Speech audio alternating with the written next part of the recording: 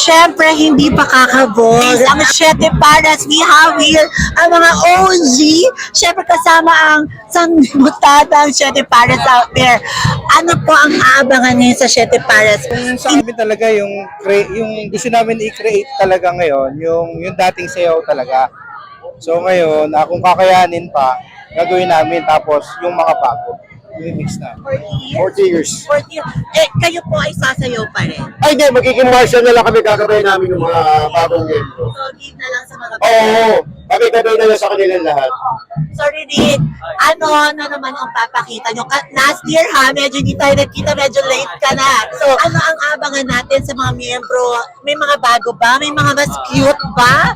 May mga gwapo at mga ganda ba? Marami kaming ngayon, inayos namin yung damit namin ngayon, yung mga step namin. Mas in-enhance po namin, tsaka mas marami yung dumating na gwapo ngayon sa Siete Pares. Wow, ayan ang aming iintayin. Siyempre, di ba? Hindi lang mga nagaganda mga babae, dilag.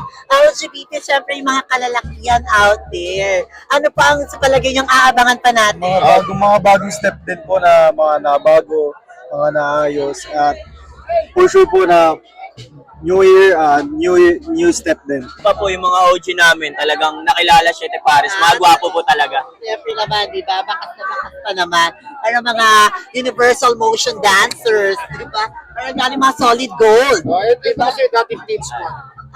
Talaga, totoo sa TV. Dancer kami dati sa TV. Siyempre taken na, hindi na pwede, no? Hindi na pwede pagpantasyahan. Di ba? Widow. Pwede, Pwede. So, aabangan po natin a little while. Iikutin po natin muli ang Siete Pares. Let's see. At maya-maya po sasayaw po sila para sa ating Lakbayaw 2026.